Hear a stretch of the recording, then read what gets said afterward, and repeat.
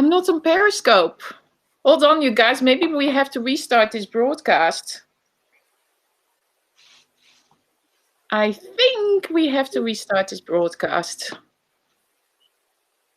because we are not on my Periscope account. But that's okay.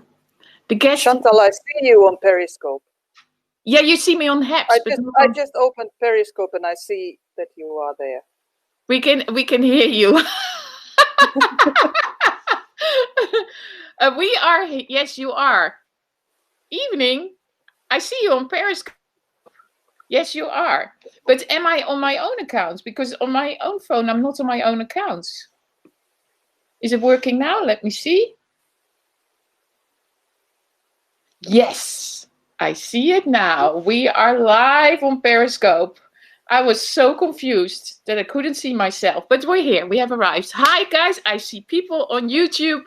Welcome to Around the World with ChantalTV. We had a little technical issue here, but I see it's all solved. Yes, on Periscope. So fantastic. As I said, we're going to do it in two broadcasts. So 2 guests tonight and 2 guests tomorrow night because of time zones, schedules, and all that. So I'm going to be introducing. I see Nina is already saying hello to you. I'm going to be introducing you to the very first guest. And well, there we have. Ta-da-da-da! Rita! Bonsoir! Good evening! Nice to see you, everybody. Now I have nice to see you. Am I now in the middle? Kind of. Sort of in the middle. It's okay. We can be all a little off the middle. I can be a little bit out of the screen. So, yes, guys, we are tonight with Rita from Halipu. Is it Halipu? Halipu. Halipu. Yes. Halipu. I was practicing this afternoon, but like on Periscope with somebody, with Nina from Finland, and she kept saying like I had to, because I went Halipu, and she was like, no, I had to be a bit more calm. But anyway, introduce yourself. We like to know who you are. Well, I am the chief tree hugger of Halipu. Halipu means Hali is a cuddle, so a hug in Finnish, and Puu means a tree. So I'm the CEO and the chief tree hugger of Halipu, the hugging tree company. That's basically just us, our family. It's a little family-owned company here up in Lapland in the Arctic, and we do all kinds of stuff. What we are aiming at is bringing the forest to the people, no matter where you are located. So we take people virtually into the forest. We've been doing live broadcasts for 4 years already. And then we take people physically into the forest. So we live in basically, yeah, sorry. But a strange question for me. Like, yeah, I would like to take people in the forest, but I don't have a forest. How did you get a forest? Well, of course, Finland is a forest country, first of all. There is almost nothing more than forest in Finland. But the forest, this particular one, this hugging tree forest came to our family during the Second World War. So my father's family, they had to flee. They used to live by the ice sea up there in Pechanga. And they had to move the ice. So the ice sea is that. Where is that exactly? Sorry for making such a stupid comment. Really at the top of the world. So there's, Finland. We are in the Arctic, so above the Arctic Circle. Yeah. Above us, there's Norway. Yeah. And, well, Russia next to it, and then above that is the ice sea. And then when you still go further, that's when you end up in the Arctic, really, like the North Pole. Oh wow! So you're close to Santa Claus. Yes. So if you're not nice, I've got connections. Oh, you got connection. Yeah, but so your grandfather, he after the Second World War or during the Second World War, he went down to Halipu. Yeah, they were That is the name of relocated. the. Yeah, it's not the name came with us. So the name Halipu we have given to the forest, but the Finnish state gave the forest. Oh well, my family was able to buy it cheap from the state because they had lost their land. So that's how it worked in Finland. Oh That's wow! how we got the forest, and that's where my father has been working since he was 12 years old. So he's been actually Wow! taking down trees and maintaining the forest.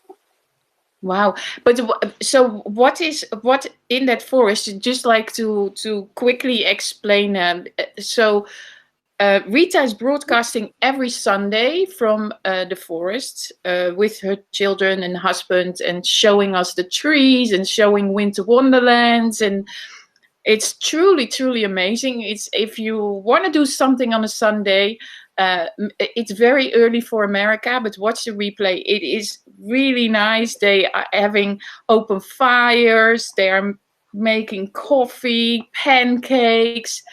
Um, yeah, so it is truly amazing, and that's of course how I got to her. But so your father, he lived there, like on that land, and then in the end you become the CEO of tree hugging. How? Well, what happened in between was that my father decided it was an Easter in 2014, I believe, and we were all of us together there by a campfire because that's what Finnish people do. We go Yeah. to the forest, have a campfire, and Dad took down a tree, and then he said that I don't want to do this anymore. Like I don't, this forest is ripe for felling, but I don't want to do that. What are we going to do? And then he himself, he said, well, let's adopt these trees as hugging trees to people. And I thought that is so crazy and so brilliant that I have to do it. So that's what I started doing. So I set up a website, put our trees up for adoption, and here we are now. So since then we've done all kinds of stuff. So like now, I don't know the situation of the pandemic in Finland, but can people actually travel to Finland at the moment? Can people have holidays around in your area? Not really. Mostly Finnish people at the moment. This is a tourist center for Finns as well. So there's a lot of people, really, normally from all over the world, but like this year, obviously, mainly from Finland coming. Yeah, but so you're virtually having people adopting these trees. So all these people that are here, they can adopt a tree. So what do you do? You take them on the hand and you show them with a video their tree, or how does this work? That's what we do. Yeah. So they can either pick a specific tree that we already have on our website, or they can like pick a generic tree, and then I will pick a tree for them. And so I will send an adoption certificate, of course, with coordinates and a little video of the tree where I introduce them to the tree. There's a lot of people, for instance, who have bought them as wedding presents or birthday presents, because it's really something they can always come and visit the tree in our forest. So there is something really alive that like belongs and that they can attach to. So. Yeah, and does it have a little nameplate or? Yeah. Oh, yeah, really? Yeah. Oh, wow. Yes. But of course, yeah, so basically people can go to your website, they can sign up, so halipu.com. They can sign up to adopt a tree, and then you basically give them a yearly update on what's going on with the tree, or not really? Or they can, they can, for instance, on our broadcasts ask if they let me know on beforehand, then we can go and see how their tree is doing during the broadcast as well. So. Oh, that's nice. Yeah.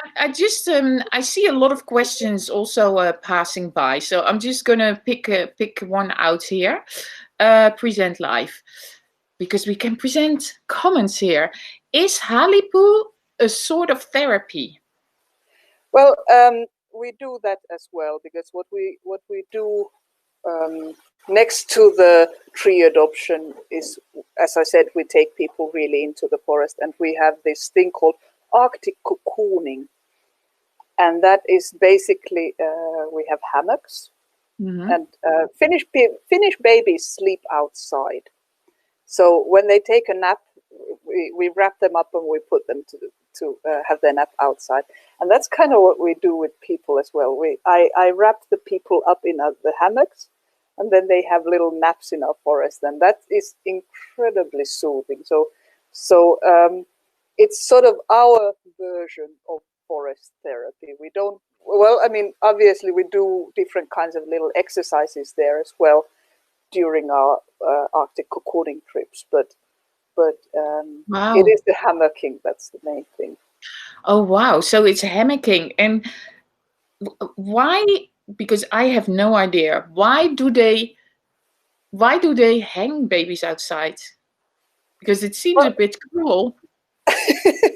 No, that has just been the custom for a long time. It is very healthy. The air here, the air in our forest is actually the cleanest in the world. There's a center. Yeah, there's a center about 20 kilometers further northwest from us, and they measure the cleanest air on the whole inhabited planet in that center. So the air is super clean, and it's also, anyways, it's good for the lungs and it's good for the immune system. So of course the babies are wrapped very warm; they don't get cold. Yeah, no, I can imagine. Yeah, no, but it's I thought maybe it's a little bit like that whole therapy they're doing now with that Dutch guy, the Iceman, Wim Hofman. Oh yeah. Yeah, where they like go in the cold in their underwear, and then they have to step in for the immune systems. And well, you can always roll in the snow if you want to. It's like you can always do that. Let me just, there's more questions. Then Nina says, lovely. Then Nina says also, I remember you said birches are more colder than pine trees in the winter. Yeah, birch trees. Yeah, that's a really funny thing, because different trees, they behave differently in the wintertime. I mean, now here, the polar night is just starting. The sun doesn't come up anymore in the daytime. The weather can be really cold, so it can go down to -30, -40 Celsius. So that's seriously cold. And we have trees like birch trees, which are leaf trees. They can't keep their leaves, obviously, through the winter. Yeah. Exactly. Then we have trees like pine trees, which are evergreen, and they have this sort of they're natural anti-freeze, so they keep themselves going through the winter, although everything slows down, but still. So when you touch a birch tree, you can really feel the difference to how the pine tree feels. When you touch a birch tree, it is completely cold through and through. So it's it has taken all the nutrients to the roots, and in order to cope through the winter.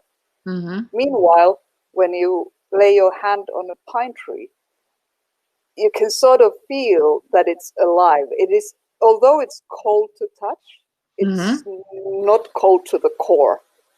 There's a sort of a warmth that you can feel, and these kind of things you can find in the forest when you actually have time and a chance to really, calm down, take it easy for a moment, and just really be there. And that's what we want to do. We take people along with us, and we try to give them the experience. What does it feel to be here in the Arctic? What does it? How is it to be in this environment? Yeah. So I see now Stacy is commenting. She says it's keeping itself warm. I think also it's probably like because it's keeping itself alive, the pine tree, so it's moving stuff around. Wow. I get totally quiet. Like I'm like, oh, I need a tree. Like when I'm talking to you, because in Paris everything is so crazy, and I'm like, oh, I need a tree. But is it possible now? Do people go now on holidays to like the Finnish people? Is this a holiday season? Like they go for Christmas in your area? Is it not too cold? No, I mean, well, anyways, this year so far has not been very cold, but this is a very loved holiday destination for Finns and foreigners alike. So this is would normally be an extremely busy season. Around Christmas, New Year, that's the busiest that it gets. And this area, although this is a village of about 1,000 people where we live, but in the wintertime we have about almost 30,000 tourist beds. So Wow. there's 30 times more people in the wintertime. Yeah, because what is the village called again that is close by? I think I wrote it down. Levi, no? Levi? Levi, L-E-V-I. Yeah. Yeah, Levi. Center, yeah. And do you have children? Yes, we have children. Yeah, and because you live on this land, is that far from school, or how does that work? No. So the Halipu forest is about 10 kilometers from where we live. It's next to my parents' house. And we live right next to the school. We live right next to the shops. You know, people do, yeah. Because I see you every Sunday, and I just think that you live in a hammock and with the open fire all the time. That's sometimes what people ask. Yeah. Yeah, and I'm like, oh, that is so nice. Then I imagine all the reindeers and all the yeah. But guys, it is so nice to to check out the broadcast on Sunday, because it is magical. It's really Wonderland. It's so amazing. So if I fly there, I'm not coming. Don't worry. But don't worry, Nina. I'm not surprising you guys in Finland yet. So where do you fly to? You fly to the Kittilä airport. It's KTT. Yeah. So KTT. Yeah. And is that an international airport, or is it you have to take national? Sort of is. There are during the winter, especially now in the season, on normal years, there are flights from Paris as well, from German cities, from UK cities. Yeah, because I was explaining it to my husband before, and he was just like, wow, it sounds so nice. And then remember, like 2 years ago or something, you were already like, Chantal, you should come. And I was like, but it sounds so far away and so cold. But now like with this pandemic, I'm really like, like discovering really the places, looking into it. Because before you're like, oh no, I'm too busy, I have to go to the south of France. Oh no, I'm too busy, I have to go to the Netherlands. I'm too busy, I have to go. But like now, because we have to stand still a little bit more, it is like really like, oh, but why would I not go to Finland? That is actually a very beautiful place. Absolutely. Do you see any questions here on the left, maybe, that you wanna? Let me see. That you maybe saw. You can scroll through all those comments. Maybe you see some people that the Sora says, "Oh, Rita!" How nice that you did. Here, I'm seeing like which. Oh, and Louise is there as well. Yeah, Louise. She was waiting. She was waiting already last night. Oh, I'm probably not seeing all of the comments here, or I No, can't. you can go to the top. I Yeah, see Santa's but workshop. I'm just forest and lakes. Rita has an app. You have an app? what? An app. You have an app. Check it out. Yes, I do. Yes, we Oh, do. And the thing is, because I don't know if you knew that, Chantal, but this summer we organized the Tree Hugging World Championships for the first time. exactly. That was exactly the points I needed to get from you. The tree hugging world championships. That was the first time. I mean, I thought that, it's nice because this year nobody can go anywhere. And we wanted to share something funny. I've had that idea for quite a while. And now I thought that this is the time to do it. And we did. So we had 10 people who live here in the area from different countries. And they were taking part in the live version of it. And then we also had the virtual competition. And we're going to do it again in 2021. So Nice. first of all, that's when you can come and visit us. Yeah. You can be like, I don't know if you want to be the French competitor or the Dutch one, or the Kiwi. My husband can be the Kiwi one, the New Zealand one. Excellent. Very good. So yeah. Then we have, unless Louise is coming as well, or you can both. Louise. Oh, sorry. Then we have Louise. Sorry, Louise. You're gonna be prioritized on being the New Zealand representative. Yeah. All the right. For the competitions, we take tree hugging pictures from people from all over the world, and that's one thing that I was now placing in the app. The app is not 100% ready. It's still sort of the first version of it, but we already have a world map on it, and we have a lot of tree hugs from all around the world that I have placed that people have been sending in. So that's nice. Yeah, because that's another way that we want to explore to really bring the feeling of the forest, really bring the forest to people. Yeah, but I'm not sure if I want to hug the tree in front of my house here. It's a little bit. The thing is, because what happens when you hug a tree is actually the same thing as that happens when you hug a human being. So you get the same hormones from hugging the tree as you would from hugging a person. And that's in these times when people really can't necessarily even hug their relatives.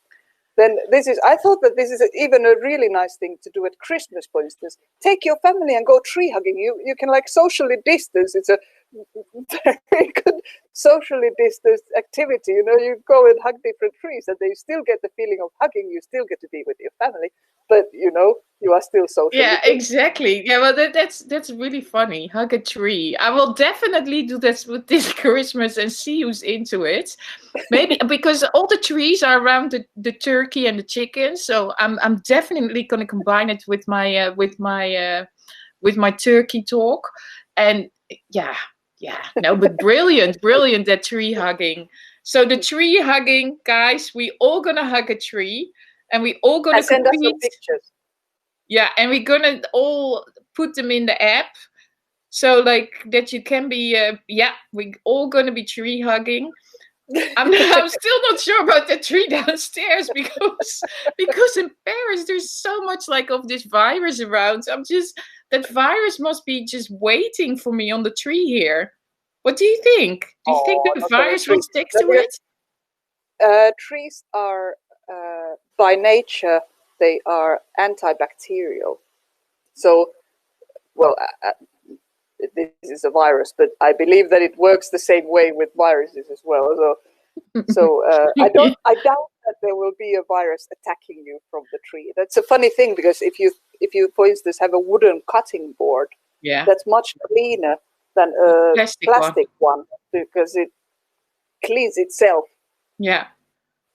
Well, I always have a vegetarian person chopping board and a non-vegetarian chopping board, because I think the dead bacterials are sticking into the board. So I'm trying to be proper for the vegetarians. Yes, Donna. Wait 1 second, Donna. You can already join in the broadcast, and you can see what is happening. Louise, you can come in. Donna, you can just type in my name and you can come in. Donna is waiting to come in. Similar to Manuka honey. Manuka honey, like similar with the antibacterial thing. That's true. Okay. Yeah. Right. Seriously, there is a popular car commercial here and it ends with tree hugging. It's quite sweet. That's very nice. Yeah. Yeah. They No, but definitely you should keep me up to speed with the tree hugging. So can we find the app on your website? Is it on halipu.com? Yes, you can find that there as well. Halipu.com, that's our website, and we have the link to the app as well. Through the app, you can't yet put the pictures in, so you have to send them to us, and I will put them in. But okay, I just look. There you are with your halipu.com, and then Rita RW here on Habs. So that's what you can see as well. And yeah, we all gonna tree hug now. Excellent.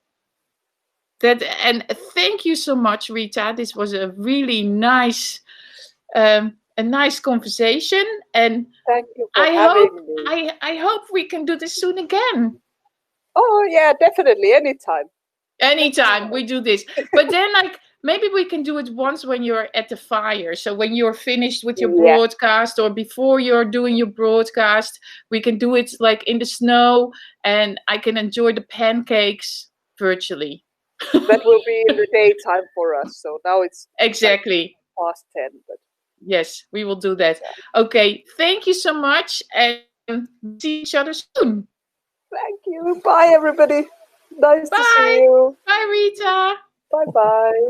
Bye-bye.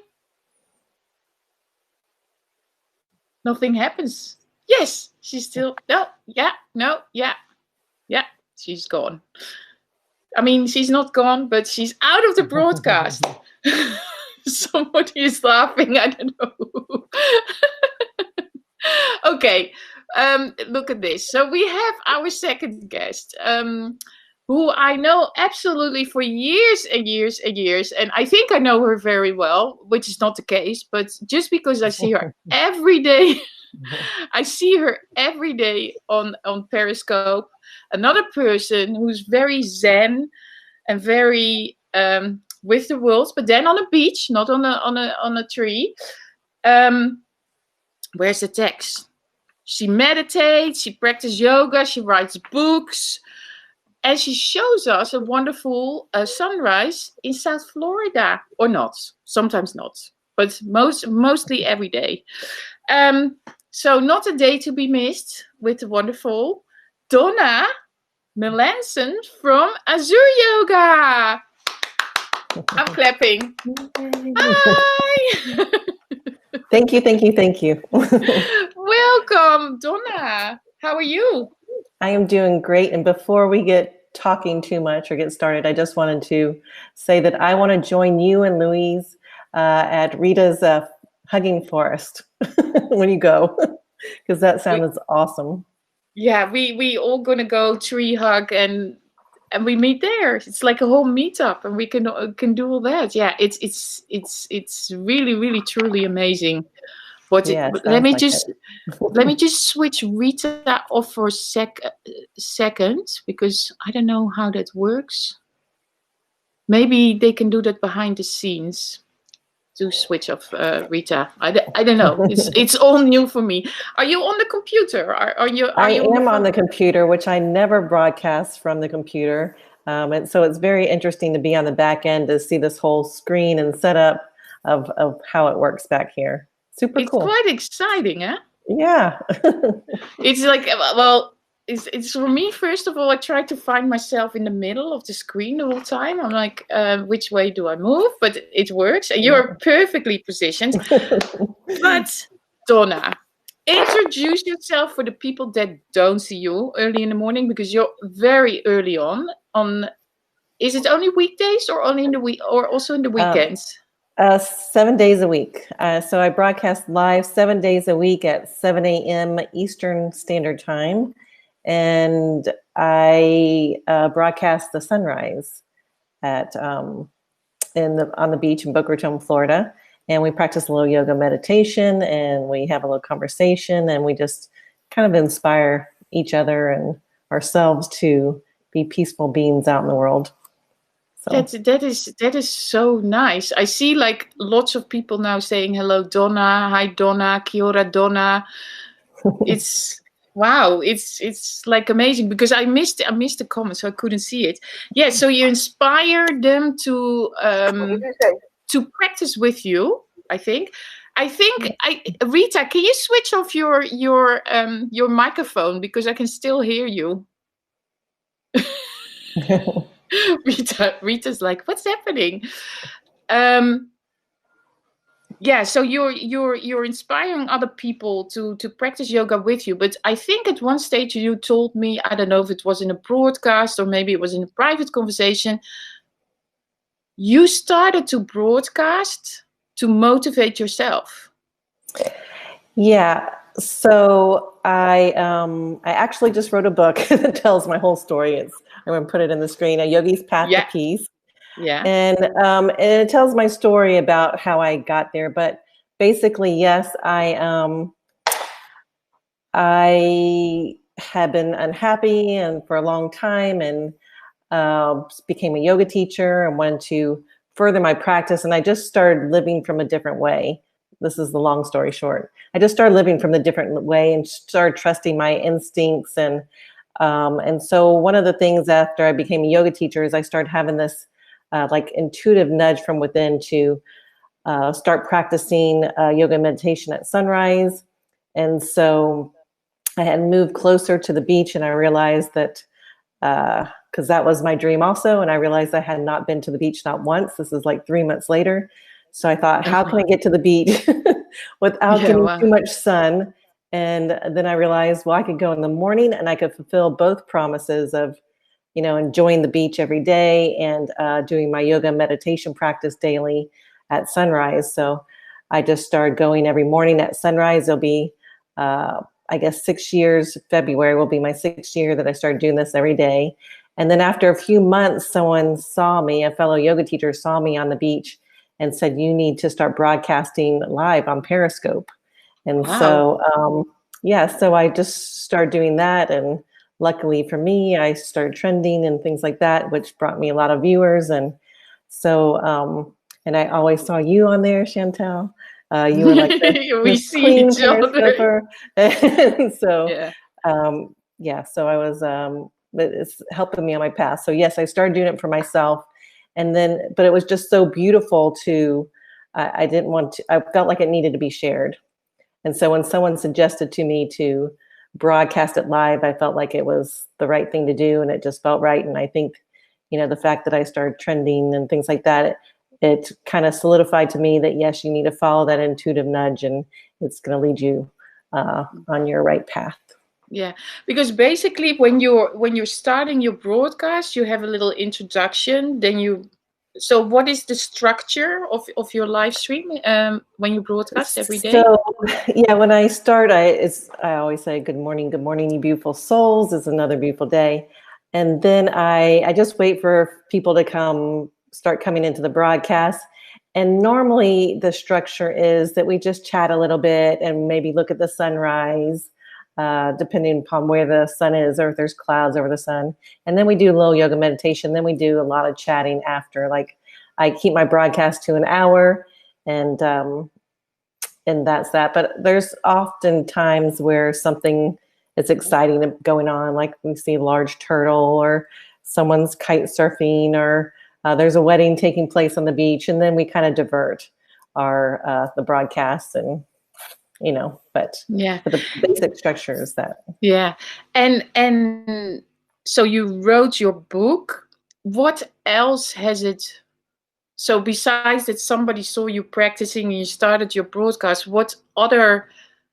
I don't even know the words in English, but I would say it's opportunity. Sounds weird to say that, but you know what I mean, like chances or because of broadcasting on the beach. What else has happened? Yeah. What else happened and came to you? That's what I mean. Like opportunities sound so like, like what are the opportunities? Like what happens? What is the story? What's other things? I saw like speaking, or did you do that already before? I wasn't speaking right away after I, started gaining followers and everything. I had an opportunity to teach meditation at the Yoga Journal conference in Hollywood, Florida, that was happening down here. So I taught 2 meditations wow. at this large conference, and so that was pretty big for me. Other than that, I've had the opportunity to do teacher trainings and things like that were probably in the works as they are. But one of the things that did happen and then kind of solidified to me that I'm on the right track was that one time while I was meditating on the beach, I ran into, there was a man sitting there. I'd seen him meditating the week before, and he kept trying to come and talk to me. And I was a little, because often I'm on the beach by myself, so I'm a little like, Yeah. a little hesitant to talk to anyone. So finally, I took my broadcast with me after we finished our meditation. I went and spoke with him, and it turned out he was Secretary General of World and Religious Leaders, Bawa Jain. And so he chatted with us. It really was a big boost to the broadcast. It really enlightened us, and he's still a good connection that I have right now. In fact, he wrote a what's it called on the back of my book? Oh yeah, like in English I don't know. I know what you mean, like a recommendation. No, recommendation. I don't. Yeah. Oh, but that's so nice. Yeah. And your book is where can people purchase that anyway? Just you can purchase it on Amazon, Amazon.com, I guess, and anywhere. Right now, I just launched it as in hard copy, so it's going to libraries and bookstores right now. But you can buy it in, I believe, in most of Europe on Amazon. oh, good. Because who published it? The book? A Yoga's Path to I Peace? self-published. It's nice. So very good. It's on Amazon, and now I'm published on Ingram Spark. Wow! So they were taking it to congratulations. libraries and things like that. Yep. Congratulations. I see here some Rita is trying to write some comments, but she's writing them to us instead of to the public. So they're all to us. Rita, you're writing us, not in the public, so that's good. Yeah, but that's great. I mean, the power of what is happening now in the world, that you can publish, you can stream, you can, the whole social media, like all your marketing tools are in your own hands. What is the next step for you? Well, I feel like, as I was saying before, that I'm just trusting that intuition, and whatever happens, just like starting to broadcast, and then my opportunities to speak at the Yoga Journal conference and things like that. But and then publishing this book. And I also have a podcast called The Silent Bit that I started doing. So I started doing that right before the book was published. So I just finished my first year, but we're already being listened to in like 26 countries. Oh, wow. Congratulations. Yeah, it's very cool and powerful. I interview a different yoga teacher every week and have a conversation, and then they lead us on a guided meditation. So I've got a lot of things working on. I'm still trying to do the audiobook version of this book and things like that. So I'm just, and at the same time, we're selling our house. So, but you're gonna move away from the beach, or you're gonna stay in the area? We're gonna stay in the area, but we also have a house on the island of Bimini, Bahamas, so that we'll be there part of the time.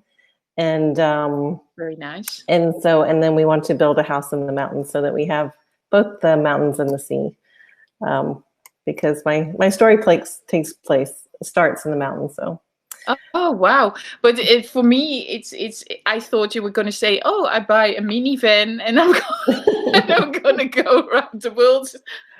Well, that is planned too. Well, my husband has an antique auto, Yeah. 1940 Ford, Oh and wow! So we Second is World in the War. Yeah. process of restoring it. And once it is restored, we're doing like a tour around the United States, and then maybe world tour after that. So Oh wow! So well, but I hope you will be sleeping in a hotel then, and not in the restored car, yeah. because that is kind of difficult. Wow! So it's gonna be like a whole adventure for you. So we will see you move around then, like in the next year. Yeah, I hope so. And so I feel like I'm doing everything that you're not supposed to do when you launch a book. You're supposed to really be publicizing it and things like that. And I feel like I'm just sitting in that place of trusting that the universe is working for my benefit, that things will happen, just like doing this live broadcast here with you, Chantal. I really appreciate Exactly. it. No, thank you. I'm the same way. Yeah.